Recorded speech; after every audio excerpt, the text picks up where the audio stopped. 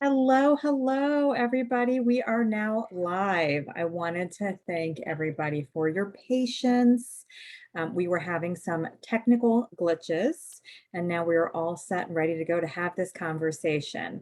Now, before we proceed, I wanted each of us to introduce ourselves and do a picture description. My name is Melissa Yingst. Melissa, sign M at the chest. I'm with Convo, and I have light brown skin, Latin brown hair pulled back with a black t-shirt with gold hoop earrings with a background that's white with some decorative metal curtain rods that are dark brown. Let me turn this over to Gladys. Hi, I'm Gladys Villanovas. I'm a Hispanic woman. I have brown hair that's pulled back with a bun, and I have an orange flower in my hair. I have an orange shirt, short sleeve. I have long dangly earrings, and in my background, there's a shelf. There's mint shelves to my right and a black lamp to my left. Hi, my name is Ira. I am a male, white male, um, brown hair, white beard with glasses. I've got a maroon colored t-shirt. Behind me is a picture with a white wall. All right. Thank you, Ira. Can you see us? Can you describe yourself? What you look like? And also describe your background? Sure, this is Tamiko here. I am a Black woman. I have a brown crochet hat on with a black t-shirt with a Star Wars design on the front of the shirt. The background is that I'm sitting in the car parked at my home. And oh, I forgot it. I wanted to add, I'm also wearing glasses. Hopefully the reflection doesn't bother you, but if it does, please let me know. All right. Well, I can see you clearly. This is Melissa, and I think it's perfect that you're in a car because this hangout discussion is all about cars. We're actually talking about licenses and the driver license plates that you see on the back of the car. All of us have license plates on our cars. And in Arizona, they just recently announced that there's going to be some changes made. And I wanted to explain a little bit of background information. I just spoke to somebody from ACDHH, which is the Arizona Commission on the Deaf and Hard of Hearing, and we had a discussion, and I wanted to make sure that we were giving out some clear information. So in 1982, they passed this law quite a while ago, and it's already been passed. It wasn't required, but strongly encouraged for all people who have hearing loss to have a sticker on their license plate that identifies that they're a deaf driver.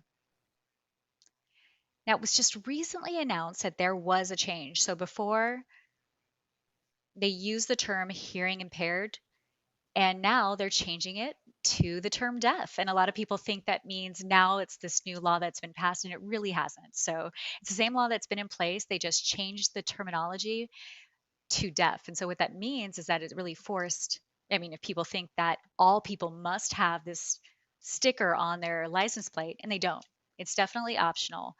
But I wanted to have the discussion with all of you just to see what your thoughts are. And I can imagine that some people would feel strongly against or for this. So I know you live in Arizona, and I wanted to see what you thought. What's just your first impressions about this standard that's come out there? And I just wanted to open up for discussion.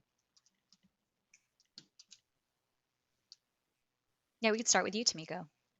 This is Tamiko. I think that it is a preference, and I think it is for everybody's own decision to make. But for myself, I would not put this identification on my license plate.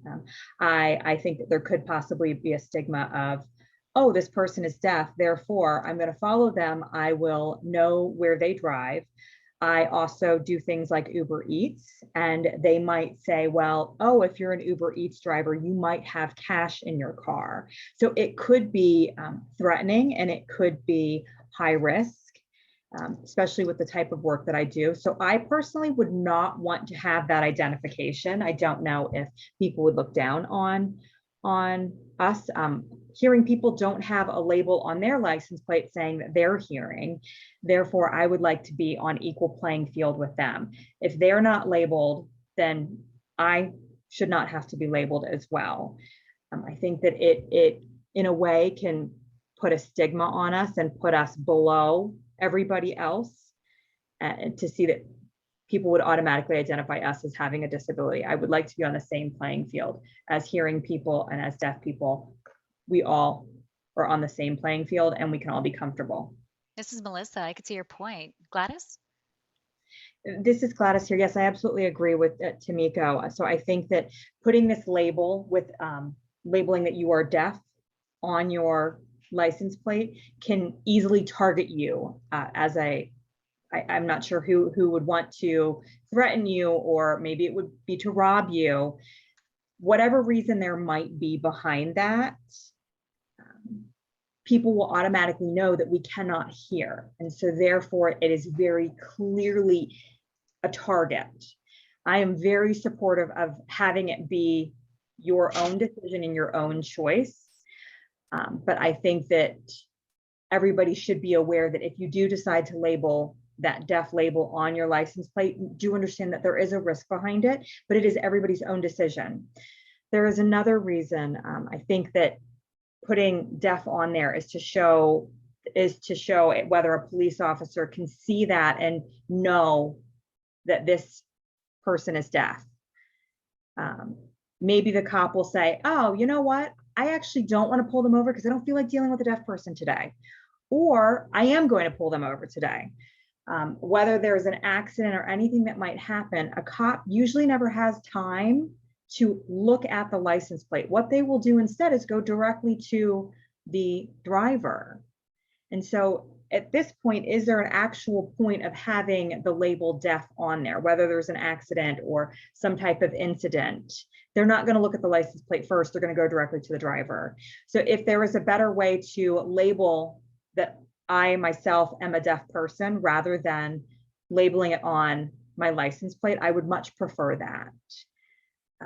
What they're going to look at is whether my license is expired or anything of that. But I don't think that they're going to target and look at that license plate and say that the person is deaf first.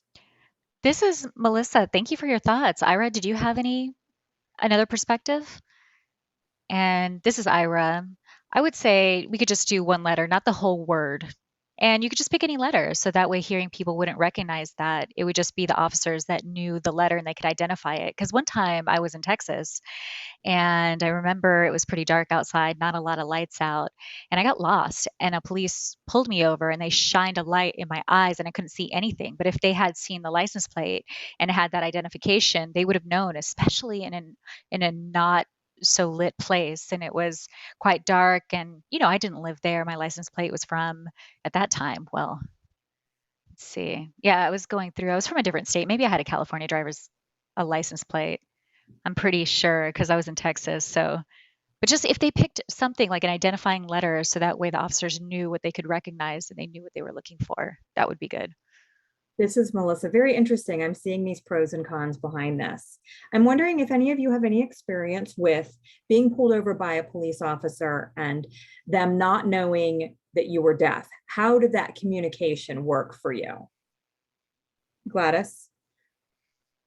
This is Gladys here. Yes, I actually have experience being pulled over before. Now I want to mention that not all places are the same. I don't have a bad relationship with police, but I know that that sentiment is not with everybody.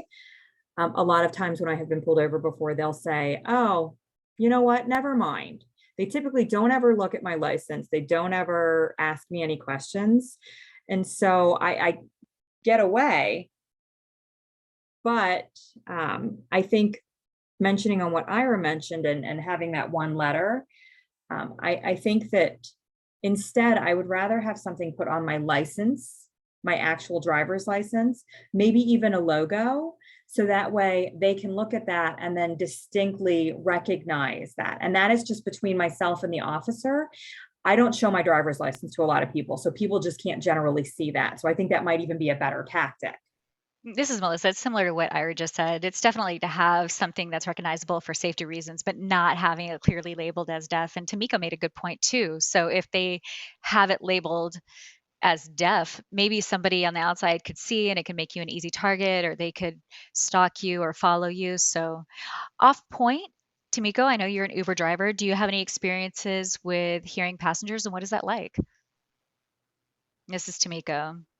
I do feel fearful because it's not just being deaf, but it could be racial profiling as well. Some people may think that I'm a man because I don't have long hair, because I act like a male, and so they may look and judge me. I remember one time I was pulled over and I used this, the pullover pal. Yeah, it's the pullover pal. hmm So I showed this to the officer and they took a look at it. But still, even with this, it's not clearly recognizable because not a lot of people use it. It's just not popular here in Tucson, Arizona. And so the question is, how do we make it widespread in the system and how to even use this? So I tried to explain to them that I was deaf, and they just looked at me. They thought I didn't look deaf.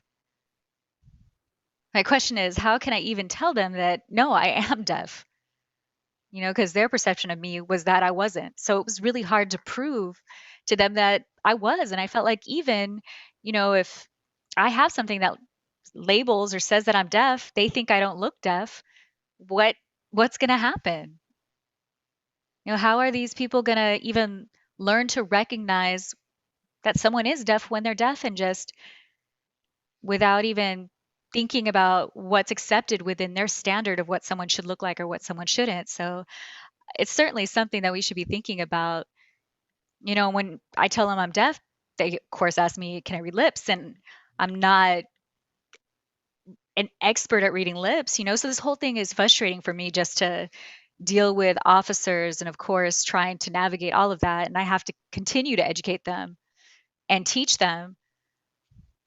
And it's not just deaf people, like deaf people that look like me, they look normal. It's everybody. It's just all across the board. If people have hearing loss, will someone say I'm deaf? Would someone want a mark or a tattoo, across their face just saying this? So the question is, how are we going to face it to the general population and the public? How are we going to teach this, without having this label of deaf or hard of hearing? Because it's just not going to work. Hearing people are going to still profile deaf people just based on how we look. This is Melissa. Thank you for mentioning that. And I also want to recognize if you are deaf and also a person of color, you feel maybe more targeted, racially profiled, and that does happen out there. Now, with police officers, now I believe the intention of the passing of this law, the goal is to help deaf people feel safe and to avoid any type of confrontation with police that could lead to a misunderstanding. I have seen a lot of stories out there where a police officer will pull somebody over and the deaf person tries to communicate with them and they mistake that for something else. And as a result, they end up hurting the driver. And what the situation is that the person was deaf and was trying to tell them that they were deaf. And these are situations that could have easily been prevented if the cop knew that they were deaf. So it is a very difficult situation here. Oh, I'm sorry. Yeah, Gladys and then Ira. Gladys, please go ahead. This is Gladys here. Yeah, I think that police departments really need to have more training in how to approach people, whether a person is deaf or any type of disability, whether it's mental health as well. They need to have that proper training. They need more intense training. Typically what they have are these very brief trainings, and then that is it. And then they approach a person who is deaf and they actually don't feel like they have that appropriate training, and instead they react as if they are threatened. And a lot of people presume that people don't like police officers, and I think police officers also think about that, vice versa. So what it comes down to is that the police officers do need more training. They need that education, whether it's an ASL teacher, an ASL consultant, to explain about the tendencies of a deaf person, their facial reactions. One time, I got pulled over and they said that you were speeding, and I said, wait, what? I was confused. And they said, no, you were speeding. And they reacted back to me in a manner that was not what I meant. And I said, no, no, no, no. I was trying to understand your handwriting. And the police had automatically reacted as defensive. I tried to explain to them that this is a tendency as a deaf person to make facial reactions. And it is their job to have the appropriate training to approach people appropriately. Yeah, I'm sure this is Melissa. I'm sure you would be scared in that situation. I definitely understand, and I empathize with that.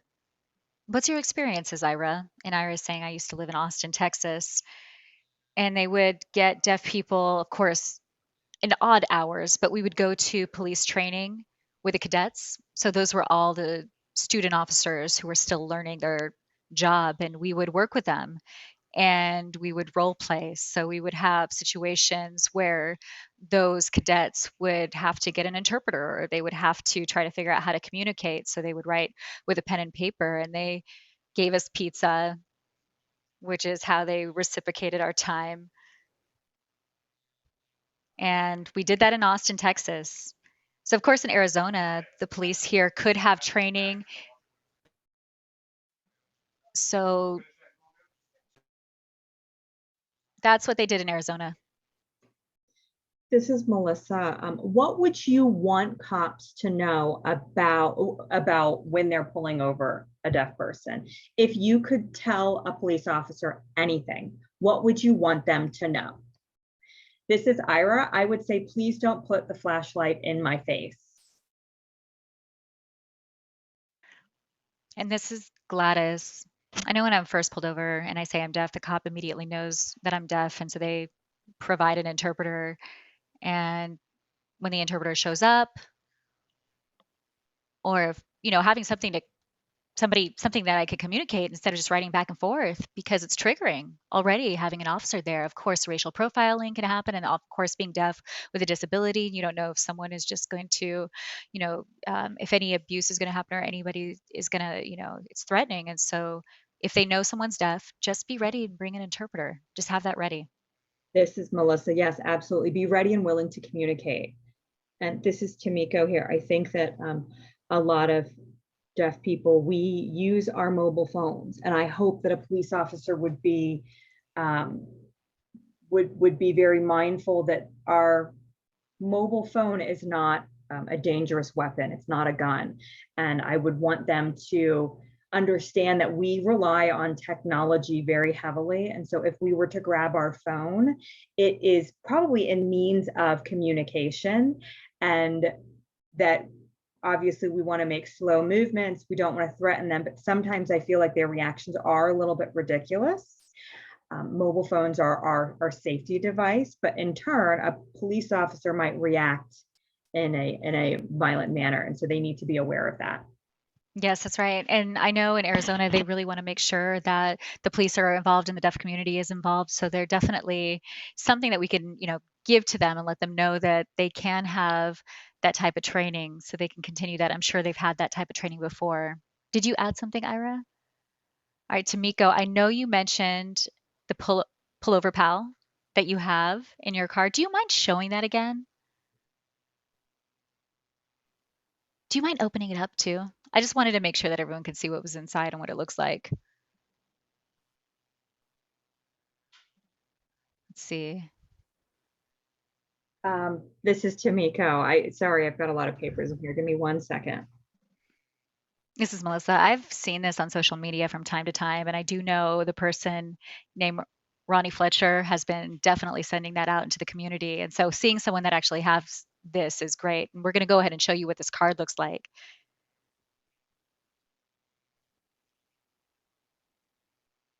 Isn't that great? I don't think a lot of people realize that this is out there. This is Tamiko. Yeah, it's got deaf visual cues. and you can point to different things, different ways to communicate with me. I can explain that I would need an interpreter, and I can point to this symbol, which underneath says interpreter. Mhm. There's also next to that lip reading. Next to that is lips with an X over it, which means I cannot lip read. Or maybe I'd be fine with writing back and forth. So there's a pen and paper.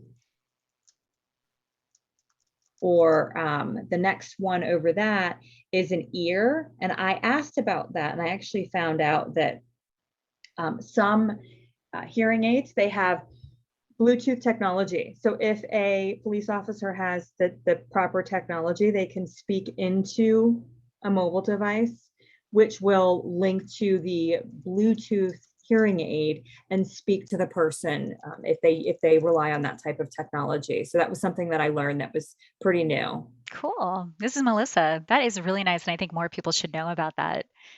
That's a nice tool to have just in case you get pulled over. I mean, for anyone who's just, speaking to you, you could just show it to them, and just that way you could have that there for your own protection, that they need to get someone. This is Tamika. Yeah, I agree. I can understand when a person speaks to me, but I can't reply back. I can write pen and paper, and so I think that if a police officer had these tactics in their belt, they would feel more comfortable, and in turn, we would also feel more comfortable. This is Melissa. Gladys, were you saying something? Yeah, this is Gladys. The pullover pal, with when officers aren't trained, then you could just show it to them right away. And sometimes when they're not trained, they don't recognize what they're looking at. So there should be a lot more resources out there. So that way, when officers do come across the pullover pal or something like that, and they see a deaf person, they know immediately that they're going to need to get an interpreter. This is Melissa. I do see ACDHH actually does provide sensitivity training for police officers. If you feel like your area needs that type of sensitivity training, please reach out via email at info@acdhh.gov. And you can also reach out to get a free card that you can put into your car, whether it says you're deaf or a hard of hearing driver, you can keep that in your car. ACDHH provides that. And so that's a nice option to have, especially if you don't want that sticker that labels you as a deaf person on your license plate. Instead, you can have something that's in your car that you can pull out, just like Tamika mentioned. When she is driving, she doesn't want to have that labeled, but if she does get pulled over, she has a situation where she can quickly pull that out and show the police officer. This is Tamika, exactly why I use that. And this is Ira. That's why I suggest that you don't have to say the word deaf, but you could just use any other recognized symbol, letter. I just think the DMV should be involved and just decide on whatever they're going to use. If they're going to use a letter to show that we are deaf drivers, so that way officers know what it means. It's Melissa. That's a great idea, actually. And this is Tamiko. Yep, I like that idea. This is Melissa. There's a lot of possibilities, but the importance is that you feel safe when you're driving and officers know how to deal with deaf people as well. Kamiko here. If you don't want to have the sticker on your license plate, I would think instead you could put something on your driver's license or even have something within the system that could be used as a backup to know that this person is deaf. And I think that there should be that type of technology there with this day and age. The technology is there, so there really is no excuse. And I think we should be caught up with that in that aspect. So they should be able to have a system that labels that I am a deaf person, and the DMV can have that labeled as well. Whether I was to go in the DMV and say, I would like that labeled for me. And we have to educate the DMV. And there's actually a new system that's been added, a new law. And I think that everybody in general, the staff, police officers, they need to relearn and re-educate themselves in their computer systems and things like that to recognize who is deaf and who is not, and who would like to be labeled and who would not like to be identified. And it ends up being a ripple effect to everybody. This is Ira. I also wanted to say that when I moved to get a driver's license stating that I was deaf, they said I had to get a letter from the doctor. And so if I renew my license again, I would definitely have to get that letter from the doctor letting them know that I was deaf, so that way they could go ahead and get me the things that I needed to do. So for them to go ahead and get you those resources, you'd have to have a letter from the doctor. This is Melissa. Well, I really appreciate all of your thoughts and this conversation here. Now everybody knows you can reach out to ACDHH to work with them in regards to newer systems